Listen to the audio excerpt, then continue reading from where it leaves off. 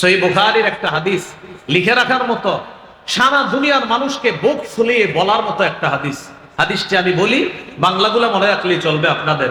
সহিহ বুখারী 4788 নম্বর হাদিস, কিতাবুল হুদুদ, বাবু কারাহিয়াতিশ শাফাআ ফি হাদ্দিন ইদা রুফিআ ইলা সুলতান। এটা হলো বাব আর অধ্যায়। এই হাদিসের মধ্যে আছে বুখারী 6788, বুখারী 6788, কিতাবুল হুদুদ, বাবু কারাহিয়াতিশ শাফাআ ফি হাদ্দিন ইদা রুফিআ ইলা সুলতান। এই হাদিসটা আজকে আপনারা শিখবেন, বুক ফুলিয়ে গর্ব করে অন্যদের কাছে বলবেন। বলেন ইনশাআল্লাহ। একটা চুরির ঘটনা ঘটছে মক্কায়। বলেন কিসের ঘটনা? বলেন মাখজুমি নামক সম্ভ্রান্ত বংশীয় এক নারী চুরি করছে। একজন সম্ভ্রান্ত বংশীয় নারী কি করছে? তো সে চুরি করার পর তো চুরির বিচার হলো আপনার হাত কাটা। এখন এটা কিভাবে বিচার একটু হালকা করা যায়, এটা নিয়ে মুসলমানরাও পেরেশানি, যে এই বেচারা কত সম্ভ্রান্ত ব্যক্তি, এর হাতটা কাটা হবে, এটা কেমন দেখা যায়। আয়েশা সিদ্দিকা রাদিয়াল্লাহু তাআলা আনহার বর্ণনা, সাহাবায়ে কেরাম পরামর্শ করে বলল, আগে হাদিসটা শুনেন কি বিষয়টা কি। বিষয়টা হলো আন্না কুরাইশান আহাম্মাতহুম আল মারআতুল মাখজুমিয়াতুল্লাতী সাওয়াফাত। কুরাইশদেরকে খুব ভাবিয়ে তুললো একটা চুরির ঘটনা, যে চুরিটা করেছে মাখজুমি গোত্রের এক নারী। এই চুরির ঘটনা কুরাইশদেরকে ভাবিয়ে তুললো, মানে খুব ভাবায়া তুলছে। এরকম সম্ভ্রান্ত একটা নারী চুরি করছে, এর ব্যাপারে বিচার হবে এত কঠোর, এটা কেমন হয়।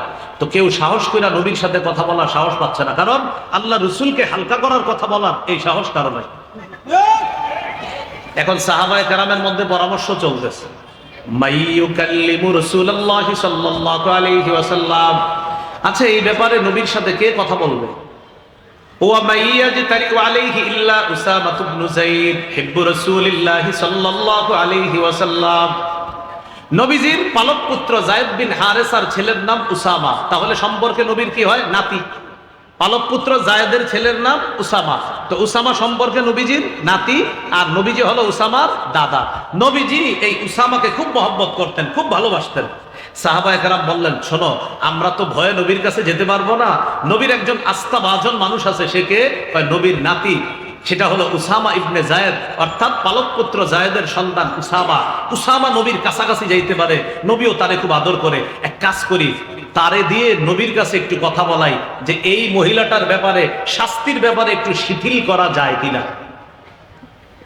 উসামারে পাঠায়া দিছে নবীজির কাছে, উসামা তুমি গিয়ে নবীজিরে বলবা একজন সম্ভ্রান্ত বংশীয় নারী চুরি করছে, এখন একটু কি শিথিল করা যায় কিনা। উসামা নবীজির কাছে গেছে, ফাকাল্লামা রাসূলুল্লাহ সাল্লাল্লাহু আলাইহি ওয়াসাল্লাম, নবীজির সাথে কথা বলছে উসামা। কথা বলার পর রাসূলুল্লাহ সাল্লাল্লাহু আলাইহি ওয়াসাল্লাম উসামাকে বললেন, আতাশফাউ ফি হাদ্দিন মিন হুদুদিল্লাহ। উসামা, আল্লাহর বিধানের শাস্তির ব্যাপারে তুমি আমাকে সুপারিশ করছো? উসামা, আল্লাহর একটা বিধান প্রয়োগ হবে, এই ব্যাপারে তুমি আমাকে শিথিলতার সুপারিশ করছো? নবীজি বুঝতে পারছে যে সাহাবীরা উসামারে পাঠাইছে, নবীজি তাড়াতাড়ি বাইরে গেছে, সবার সামনে গিয়ে দাঁড়াইলেন। সুম্মা কামা ফাখাতাবা, পৃথিবীর শ্রেষ্ঠ রাষ্ট্রনায়ক মুসলমানদের সামনে দাঁড়িয়ে এক ভাষণ দিলেন, যা সারা পৃথিবীতে মুসলমান গর্ব করার মতো একটা ভাষণ আল্লাহ রাসূল দিলেন। সবার সামনে গিয়ে দাঁড়াইছে। দাঁড়ানোর পর নবীজি সাল্লাল্লাহু আলাইহি সাল্লাম বললেন, শোনো তোমরা, ইয়া আইয়ুহান নাস ইন্নামা দাল্লা মান কানা ক্বাবলাকুম আন্নাহুম কানু ইযা সারাকাশ শরীফ তারাকুহু। শোনো, তোমাদের পূর্ববর্তী জাতি ধ্বংস হওয়ার অন্যতম একটা কারণ, তাদের মাঝে সম্ভ্রান্ত কোনো ব্যক্তি চুরি করলে তারা তাকে ছেড়ে দিত। নবীজি কেমনে বুঝায় দেখেন, তোমাদের পূর্বে কিছু জাতি ধ্বংস হওয়ার অন্যতম কারণ হলো সম্ভ্রান্ত কোনো ব্যক্তি চুরি করলে তারা তাকে ছেড়ে দিত। ওয়াইদা সারাকাদ দাইফু ফীহিম আকামু আলাইহিল হাদ্দা, আর যখন তাদের মাঝে কোনো দুর্বল ব্যক্তি চুরি করত, তখন তার উপর তারা শাস্তি প্রয়োগ করত। কি হলো বিষয়টা? ধনী মানুষকে ছেড়ে দিত, সম্ভ্রান্ত কোনো ব্যক্তি চুরি করলে তাকে ছেড়ে দিত, আর দুর্বল কেউ চুরি করলে তার উপর শাস্তি প্রয়োগ করা হতো। বর্তমানেও এটাই চলছে, সম্ভ্রান্ত ব্যক্তিদেরকে ছলে বলে কৌশলে পার করে দেওয়া হচ্ছে, আর দুর্বলের উপর অত্যাচার চালানো হচ্ছে। রাসূল সাল্লাল্লাহু আলাইহি সাল্লাম বলেন, সম্ভ্রান্ত কেউ চুরি করলে তাকে ছেড়ে দিত। ওয়াইদা সারাকাত দাঈফু ফীহিম আকামু আলাইহিল হাদ্দা, আর যদি কোনো দুর্বল কেউ চুরি করত তার উপর তারা শাস্তি প্রয়োগ করত। তাহলে নবী বললেন কি, অতীতের জাতি ধ্বংস হওয়ার কারণ সম্ভ্রান্ত ব্যক্তি চুরি করলে ছেড়ে দিত, গরিব মানুষ চুরি করলে শাস্তি প্রয়োগ করত তার উপর। এবার আল্লাহ নবী বলেন, শোনো তোমরা, লাউ আন্না ফাতিমাতা বিনতা মুহাম্মাদিন সাল্লাল্লাহু আলাইহি ওয়াসাল্লাম সারাকাত, আজকে যদি মাখজুমি গোত্রের ওই নারী চুরি না করে মুহাম্মদ সাল্লাল্লাহু আলাইহি সাল্লামের মেয়ে ফাতেমা চুরি করত, আজকে যদি আমি মুহাম্মদের মেয়ে ফাতেমা চুরি করত, আজকে যদি আমি মুহাম্মদের মেয়ে ফাতেমা চুরি করত, নবীজি বলেন লাকাতা মুহাম্মাদুন ইয়াদাহা, মুহাম্মদ সাল্লাল্লাহু আলাইহি সাল্লাম তার কন্যা ফাতেমার হাত কেটে দিত। গর্ব করে সারা দুনিয়াকে জানাবেন যে পৃথিবীতে এমন একজন রাষ্ট্রনায়ক পারলে দেখাও। কি বললেন? আজকে ওই সম্ভ্রান্ত মহিলা সে যদি চুরি না করে, মুহাম্মদ সাল্লাল্লাহু আলাইহি সাল্লামের কন্যা ফাতেমা, আর ফাতেমা রাদিয়াল্লাহু তাআলা আনহার চেয়ে সম্ভ্রান্ত পৃথিবীতে আর কোন মেয়ে হবে? তো নবী বলেন, আমার মেয়ে ফাতেমা যদি চুরি করত, আমি আমার মেয়ে ফাতেমার হাত কেটে দিতে কোনো ইতস্ত করতাম না, কারণ বিধানটা আল্লাহ। কি শিখলাম? মুসলিম শাসকের 2 নাম্বার গুণ ইনসাফ প্রতিষ্ঠিত করা। মনে থাকবে নি? কি প্রতিষ্ঠিত করা? ইনসাফ প্রতিষ্ঠিত করা। এই জন্য ইংরেজিতে একটা প্রবাদ আছে, no justice no peace, no justice no peace. বিচার নাই শান্তি নাই, বিচার নাই শান্তি নাই। কি নাই? বিচার নাই শান্তি নাই। ইংরেজিতে এরকম একটা কথা আছে।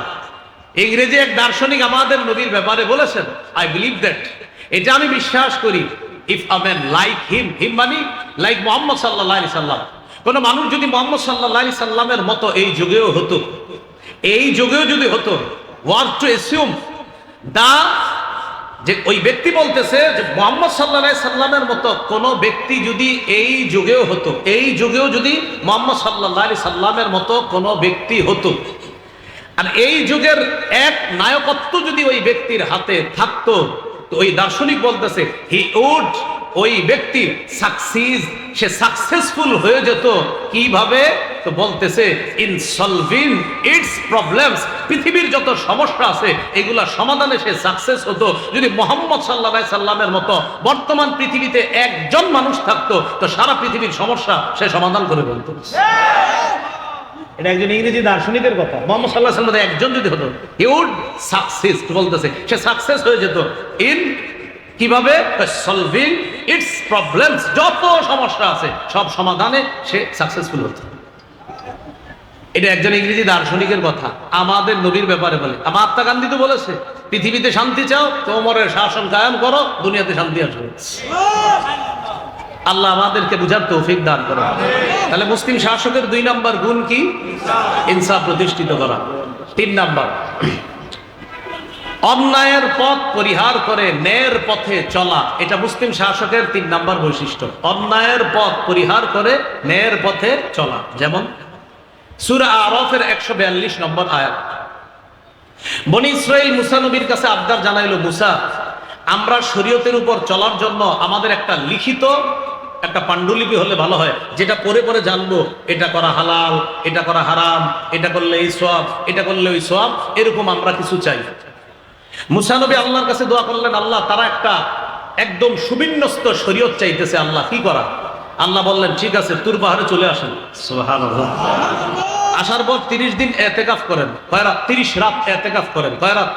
30 রাত এতেকাফ করেন। আল্লাহ তাআলা মুসা নবীকে নিয়ে গেলেন। আল্লাহ তাআলা খুশি হয়ে ইবাদত করার জন্য আরো 10 রাত দিলেন। মোট হলো 30 আর 10 কত হলো? 40। মুসা নবী যে 40 রাতের জন্য তুর পাহাড়ে চলে গেলেন, তার প্রতিনিধি বানায়া দিলেন হারুন নবীকে। হারুন নবীকে বললেন, ভাই হারুন, সঠিকভাবে কাজ করবা, ইনসাফের পথ তুমি ধারণ করবা, ন্যায়ের পথ ধারণ করবা, অন্যায়ের পথ পরিহার করবা। মুসলিম শাসকের 3 নাম্বার বৈশিষ্ট্য, ন্যায়ের পথ গ্রহণ করা, অন্যায়ের পথ পরিহার করা। এবার আয়াতটা শুনেন, সূরা আরাফ 142 নম্বর আয়াতে আল্লাহ বলেন, ওয়া'আদনা মূসা 30 লাইলা, আমি মূসাকে তাওরাত কিতাব দেওয়ার জন্য 30 রাতের ওয়াদা করলাম। ওয়া আতমামনাহা বিআশরিন, 30 রাত ইতিকাফ করবে মূসা, আমি আল্লাহ 10 দিয়ে আরো পুরা করলাম।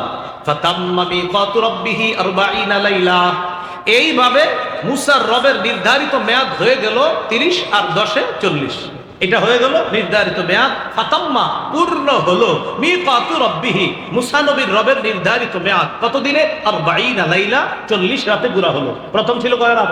30 রাত। বাড়াইলো কয় রাত? 30 আর 10 কত? তা আল্লাহ বলে ফাতাম্মা, পূর্ণ হলো, মিকাতু রাব্বিহি, তার রবের নির্ধারিত মেয়াদ 40 লাইলা, 40 রাতে পূর্ণ হলো। وقال موسى لأخيه هارون اخلفني في قومي, وقال موسى, মুসা নবী বললেন, লিআখিহি, তার ভাই হারুনকে বললেন, হারুন উখলুফনি ফি কওমি, আমার অনুপস্থিতিতে তুমি আমার সম্প্রদায়ের প্রতিনিধিত্ব করবা। ওয়া আসলিহ, তুমি ন্যায়ের পথ গ্রহণ করবা, সংশোধন করবা, সঠিক কাজ করবা। ওয়ালা তাত্তাবি' সাবিলাল মুফসিদিন, অন্যায় সৃষ্টিকারী যারা, ফাসাদ সৃষ্টিকারীদের পথ অনুসরণ করবা না। তাহলে কি শিখলাম? অন্যায়ের পথ অনুসরণ করা যাবে না, ন্যায়ের পথ অনুসরণ করা। শাসকের 3 নাম্বার বৈশিষ্ট্য, তিনি কোনোভাবেই অন্যায়ের পথ গ্রহণ করবে না, বরং মুসলিম শাসক সদা সর্বদা ন্যায়ের উপর অটল রাখে, জাতির উপর তিনি নেতৃত্ব দান করবেন। এটা হলো 3 নাম্বার। 4 নাম্বার মুসলিম শাসকের বৈশিষ্ট্য, বাংলাটা বলেন, বলেন, শিষ্টের লালন, দুষ্টের দমন। আর সহজ বাংলা বলি, বলেন, ভালোকে লালন, খারাপকে দমন। ভালোকে লালন করতে হবে, হ্যাঁ ঠিক আছে ঠিক আছে, খারাপ খবর আছে, মানে ভালো ঠিক আছে, খারাপ খবর আছে। তাহলে ভালোকে লালন, দুষ্টকে দমন। তো একটু সুন্দর বাংলায় বললাম আর কি, শিষ্টের লালন, দুষ্টের দমন। আর সহজে ভালো মানুষরে লালন করতে হবে, খারাপ গুলারে দমন করতে হবে।